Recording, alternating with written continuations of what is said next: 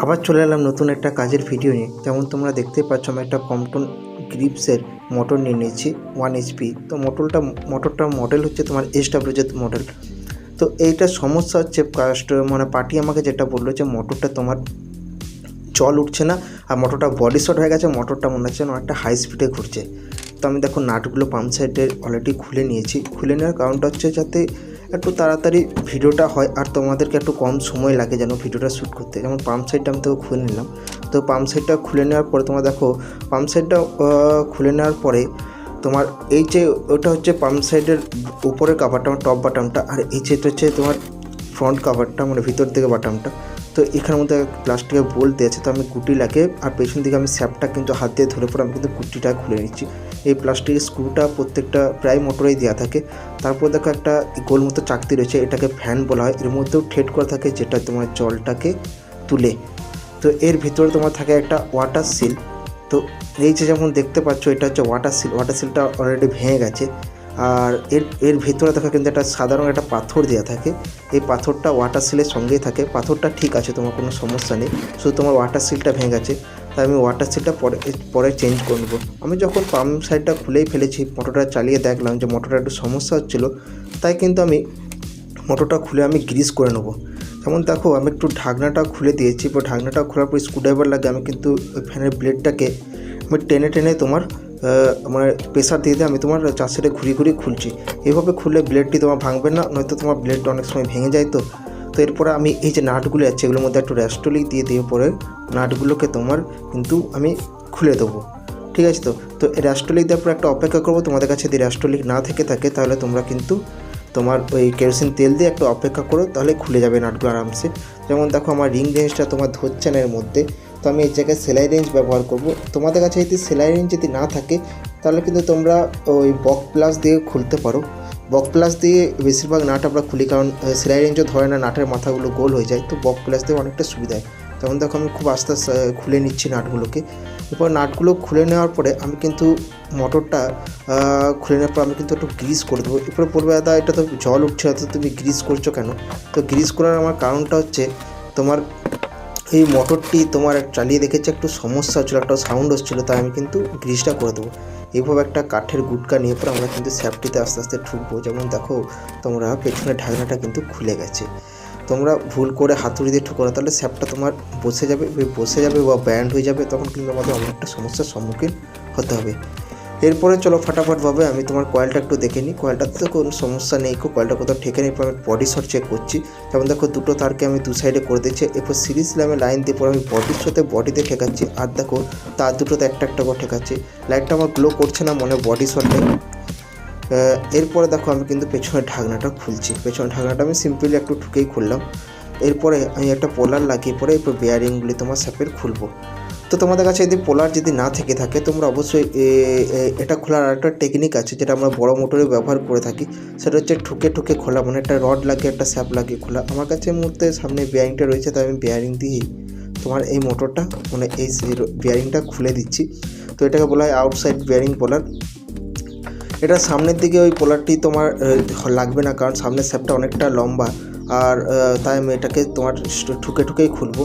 তো যেমন দেখো, এটা লাগছে না কোথায়, আমি এটাকে আমি নিচে টেবিলে নিচে নামিয়ে পরে সিমেন্ট, মানে আমাদের ঘরের ফ্লোরে নামিয়ে পরে আমি দেখো এরকমভাবে স্যাপটা এইভাবে বসিয়ে পরে তোমার এবার ঠুকে এটাকে খুলবো। তো এইভাবে একটু আরেকজনের প্রয়োজন হয়, তো এই মুহূর্তে আমি একাই, তো তাই আমি এইভাবে পা দিয়ে তোমার এটাকে দেবে ধরে পড়ে। দেখো, আমি কিন্তু এবার 4 সাইডে ঠুকে খুঁজছি। ঘুরিয়ে ঠুকবে, কোনো এক জায়গাতে ঠুকো না, ঘুরিয়ে ঠুকলে কিন্তু তোমার খুলে যাবে। তেমন দেখো, অনেকটা তোমার খুলে গেছে। এরপর আমি তোমার পোলারটা আমার লেগে গেছে, এরপর আমি পোলারটা লাগিয়ে পরে এটাকে খুলে নিচ্ছি। তো তোমরা এভাবে খুলে পরে এটাকে তোমরা এবার বেয়ারিংগুলো আমি কেরোসিন তেল নিয়ে নিয়েছি, একটা বাটিতে কেরোসিন তেল আর টুথব্রাশ। একটু ব্রাশ দিয়ে আমি ঘষে এটাকে আমি পরিষ্কার করে নেবো। তো ভালোভাবে পরিচ্ছন্নভাবে করার পরে আমি এটা কিন্তু গ্রিস করে নেবো। তো তোমরা বলবে, দাদা এটা জল ছিল না, তুমি যে পাম্প সাইডটা গ্রিস করে দিচ্ছ, তাহলে কি পার্টি পয়সা দেবে? অবভিয়াসলি পার্টি আমাকে গ্রিসের পয়সাটা দেবে না, কিন্তু তা সত্ত্বেও আমরা মিস্ত্রি, আমাদের কর্তব্য হচ্ছে যে কোনো মেশিনের কাজ ভালোভাবে করার। আর আমরা আমাদের মেশিনের কাজের সময় জিজান লাগিয়ে দিই, যাতে পরবর্তীকালে কোনো সমস্যা না আসে। তো চলো ফটাফট কথা বলতে আমি তোমার এই গ্রিসটুকু করে নিই। আমার চ্যানেলটা অবশ্যই তোমাদের ভালো লাগলে পরে, আমার কাজের ভিডিও ভালো লাগলে পরে আমার সাবস্ক্রাইব করে। তো কথা বলতে বলতে আমি সুতির কাপড় দিয়ে কিন্তু তোমার বিয়ারিংগুলো মুছে নিয়েছি প্রায়। তো এরপর মোছা হয়ে গেলে পর আমি কিন্তু গ্রিসটি তোমার করবো। তো গ্রিস বিয়ারিংয়ে কীভাবে করতে হয় তোমরা যদি না জেনে থাকো কেউ, তাহলে অবশ্যই আমার একটা ভিডিও আমার ডিসক্রিপশনে দেওয়া আছে, সেটা তোমরা অবশ্যই দেখবে, আমার প্লে লিস্টে দেখে নেবে, তাহলে তোমাদের অনেকটা সুবিধা হবে।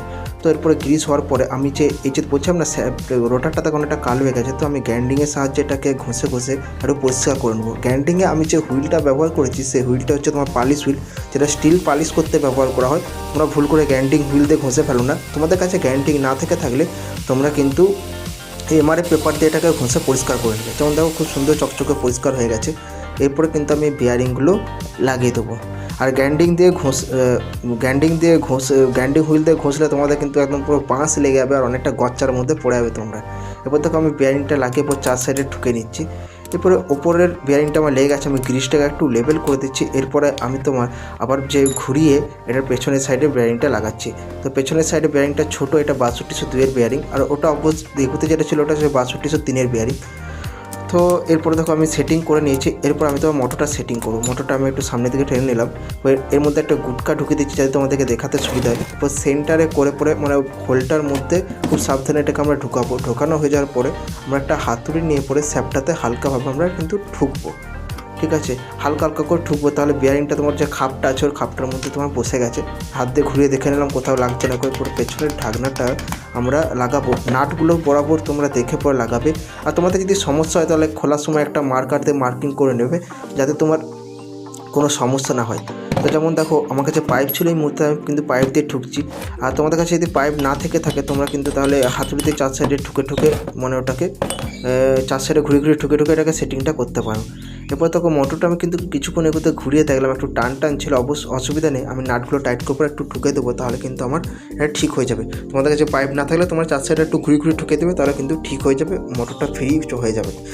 তো মোটরে কিন্তু ওয়াটার সিল চলে গেলে তোমার কিন্তু জল উঠে না গো। আর মোটরে যদি ভালভ খারাপ হয়ে যায় তাহলে কিন্তু তোমার ওই মানে কলের জল থাকে না, আর তোমার মোটরে জলও উঠে না, জল উঠে কিন্তু কলের জল থাকে না গো। আর তোমার বিয়ারিং খারাপ হয়ে গেলে তোমার শব্দ ওঠে আর কয়েল পুড়ে গেলে তোমার মোটর চলে না। কিন্তু মোটরের ক্ষেত্রে মোটর একটু চলে, মানে হালকা স্লো ঘুরে। আর ক্যাপাসিটার খারাপ হলে তার থেকে একটু বেশি স্লো ঘুরে, মানে একদম হালকা একটা মিডিয়াম হয় না, মিডিয়াম স্পিডে তোমার ঘুরে। যেমন তার হাত দিয়ে আমি ঘুরিয়ে দেখে নিচ্ছি একটু টান আছে, তাই আমি যেমন বললাম সেরকম হাতুড়ি দিয়ে একটু ঠুকে পড়ে তোমার এটাকে আমি ফ্রি করে নিলাম। চলো ফ্রি আমার হয়ে গেছে। এরপর আমি আমার পাম্প সাইডটা ফিটিং করে নিই। তো আমি ওয়াটার সিলটা লাগাবো। এখানে 12 ওয়াটার সিল লাগছে। ওয়াটার সিলে কোনো স্ট্যান্ডার্ড সাইজ হয় না, ভ্যারাইটিস ধরনের ওয়াটার সিল লাগে। তো ওয়াটার সিল লাগানোর রেখে আমি কিন্তু ওয়াটার সিলটা একটু গ্রিস লাগিয়ে দেবো। তোমরা অতি অবশ্যই গ্রিসটুকু লাগাবে। গ্রিসটা লাগালে পরে এটা যে স্লিপটা হয়, তো স্লিপটা তোমার ঠিকঠাকভাবে হয়। তো এরপর দেখো আমি কিন্তু ফ্যানটা লাগাচ্ছি। ফ্যানটা পেছন থেকে স্যাপটা কিন্তু আমি হাত দিয়ে ধরে পরে আমি কিন্তু ফ্যানটাকে সেট করছি। এরপর স্যাপটাকে আমি একটু প্লাস দিয়ে ধরে পরে হাত দিয়ে দেবে এটাকে কষে টাইট করছি। তো এটা এরকমভাবে একটু কষে টাইট করলে যথেষ্ট। মোটরটা যখন চলবে তোমার ফুল একদম কষে তোমার টাইট হয়ে যাবে, অসুবিধা নেই। তো দেখো টাইট হয়ে গেছে। এরপর আমি যে প্লাস্টিকের যে গুটিটা ছিল সেটা নিয়ে নিয়েছি। এরপর দেখো এটাকে টাইট করছি। তো আমি এখানে গুটি রেঞ্জ ব্যবহার করছি। তোমাদের কাছে গুটি রেঞ্জ না থাকলে তোমার রিং স্প্যানার দিয়েও কিন্তু এটা খুলতে পারো। বড় বড় মিস্ত্রিরা যাদের কাছে মিস্ত্রিরা প্রায় রিং স্প্যানার দিয়ে খুলে। আমার কাছে গুটি রেঞ্জ এই মুহূর্তে অ্যাভেলেবেল আছে, তাই আমি কিন্তু গুটি রেঞ্জ দিয়ে খুলছি। তো দেখো খুব সুন্দর ফ্রি হয়ে গেছে, খুব সুন্দরভাবে ঘুরছে। এরপর আমি কিন্তু পাম্প সাইডে যে ঢাকনাটি আছে, পাম্পে যে ঢাকনাটি আছে সেটাই সেটিং করব। তো এটি সেটিং করার সময় একটু সাবধানে করবে যাতে তোমার কোথাও কোথাও যেন দেবে না যায় বা কোথাও ভুলভাবে অ্যালাইনমেন্ট করে ফেলো না। তবে ভুলভাল অ্যালাইনমেন্ট করলে তোমার মোটরটি যখন চলবে তখন ঘষা খেয়ে ওই জায়গাটি তোমার নষ্ট হয়ে যাবে। যেমন দেখো আমি 2 হাত দিয়ে ধরে পরে কিন্তু তোমার খুব সুন্দরভাবে সেটিং করলাম। আর একবার হাত দিয়ে ঘুরিয়ে আমি দেখে নিলাম যে চলো তোমার ঠিক আছে, অসুবিধা হয়নি, ফ্রি আছে। তো এবার তোমরা একটু ঘুরিয়ে তোমার দেখে নেবে যে লাগানোর পরে তারপর কিন্তু তোমার নাটগুলোকে কষবে। তো এরপর দেখো আমি নাটগুলোকে দিচ্ছি, পরে ওয়াশারগুলো লাগিয়ে পরে আমি একটু নাটগুলোতে সামান্য গ্রিস দিয়ে দিচ্ছি। গ্রিস দেওয়ার পর আমি কিন্তু এটাকে সেট করছি। তো চলো ফটাফটভাবে আমি এটাকে সেট করে ফেলি। তো এটা তুমি এক সাইড যে কোনো নাট একটা খুব বেশি টাইট দিয়ে দাও না, তাহলে কিন্তু তোমার একটু সমস্যা হতে পারে। একদিকটা বসে যাবে, একদিকটা বসবে না। 4 সাইডে ঘুরিয়ে তোমার কিন্তু নাটগুলো টাইট দেবে। মানে এটা একটা টাইট দিলে তারপরটা একটু টাইট দিয়ে তারপরটা একটু টাইট দিলে এভাবে টাইট দিয়ে তোমরা কিন্তু এই নাটগুলোকে লাগাবে। আমি চাই তোমরা মন দিয়ে কাজটা শিখো। আর তোমাদেরকে শেখাতে পারলেও আমারও খুব ভালো হয়, কারণ আমি চাই না যে কারোর সামনে তোমরা হাত পাতো। যদি কাজটা না পাও তাহলে এই কাজটা করে অবশ্যই তোমাদের তোমাদের মোটামুটি হবে, দিন পেরিয়ে যাবে, খাত খরচা বেরিয়ে যাবে, অসুবিধা নেই। বিশাল কিছু লাভ আছে সেটা নয়, কিন্তু লসও নয়, পেরিয়ে যাবে তোমাদের। তোমরা সবাই মন দিয়ে কাজটা একটু শিখবে। আর তোমরা অবশ্যই কমেন্ট করবে যে তোমরা কী ধরনের কাজ শিখতে চাইছো, আমি সেরকম রিলেটেড ভিডিও তোমাদের বানাবো। যেমন দেখো, এই যে মোটরের যে আমি যেটা মার্কিং করছি, এই যে এই পোর্শনটা ঢাকনার, এখানে কিন্তু তোমরা এমসিল দিয়ে পরে ভালো করে ফিটিং করে দেবে। আমার কাছে এই মুহূর্তে এমসিল নেই, আমি তাই এমসিল দিচ্ছি না। আর যদি তোমার আমি পার্টিকে বলে দিয়েছি, পার্টি তোমার ওটা এমসিল লাগিয়ে দেবে। যেমন দেখো, মোটরটা আমার ফিটিং হয়ে গেছে। ফিটিং হয়ে যাওয়ার পরে আমি কিন্তু হাত দিয়ে ঘুরিয়ে দেখে নিচ্ছি, হাত দিয়ে ঠিক আছে। এবং আমি ব্যাক সাইডে ফ্যানটা লাগাচ্ছি। ফ্যানটাতে মধ্যে তোমার একটা হোল থাকে, তো ওই হোলটা লেভেল করে পরে তুমি একবার ঠুকে লাগিয়ে দেবে। তো লাগিয়ে দেওয়া হয়ে গেলো। এরপর একটা পিন থাকে, যেমন এই পিনটাকে তোমার কিন্তু লাগানো খুবই জরুরি। পিনটা যদি তুমি না লাগাও তাহলে তোমার মোটর ঘোরার সময় ফ্যানটি তোমার খুলে বেরিয়ে যাবে। এবার আমি ঢাকনাটা দেখো সেট করে নিচ্ছি। তোমাদেরকে প্রথমে বলেছি একটা মার্কিং করে দিতে পারো, যদি কেউ নতুন যারা মিস্ত্রি আছে তারা মার্কিং করে নেবে। আর নাটগুলোকে দেখো কিন্তু আমি আবার গ্রিজ করে আবার কিন্তু এটা লাগাচ্ছি।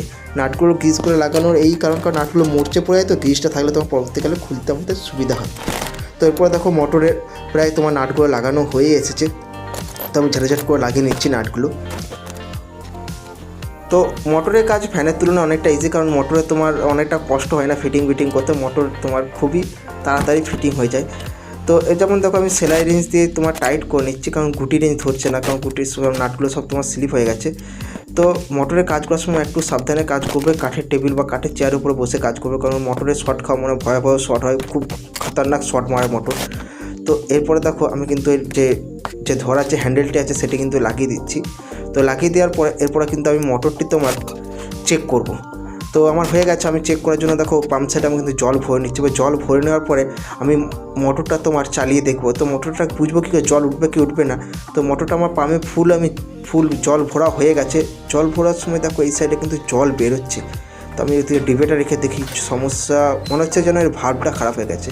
তো ভাল্বের এই সাইডের নাটগুলো তোমার কিন্তু অনেকটা শক্ত হয়ে গেছে, মানে মরচে পড়ে গেছে অনেক। তো আমি র্যাস্টোরে দিয়ে দিচ্ছি। তোমার চাইলে কেরোসিন তেলও দিতে পারো, কেউ চাইলে ডিজেলও দিতে পারো। তো এরপর দেখো নাটগুলো কিন্তু আমার খুলে গেছে। তো এর ভাল্বটাও খারাপ ছিল, তাহলে আমি এর ভাল্বটাও নতুন একটা লাগিয়ে দিই।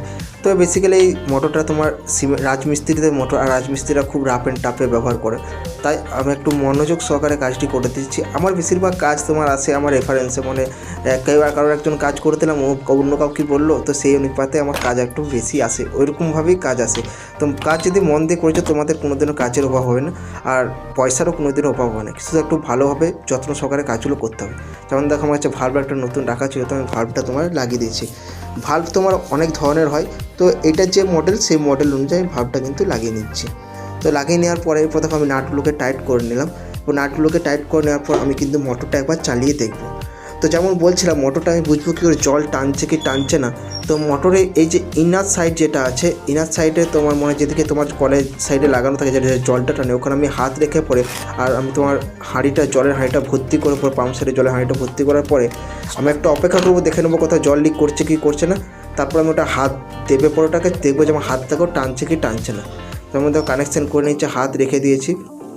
এরপরে তোমার যে মুখটাতে আছে, মুখটাতে আমি একটা বোতল লাগিয়ে নিচ্ছি, যাতে জলটা যেন আমার পোর্টের মধ্যে না পেয়ে যায়।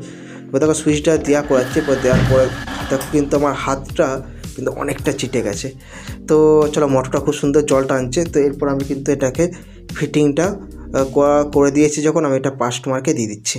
এর পরবর্তী ভিডিওতে আমরা কম্পিউটার কাঁটা বা ওজনদারি কীভাবে বাগানো হয় সেটা আমরা শিখব। তো এইসব কাজ শেখার জন্য অবশ্যই আমার চ্যানেলটিকে সাবস্ক্রাইব করে নেবে, যাতে সবার প্রথমে তোমার কাছে আমার এই নতুন ভিডিওগুলো চলে আসে। তো আজকের মতো আসি, পরবর্তীকালে আবার দেখা হচ্ছে নতুন কিছু কাজ নিয়ে।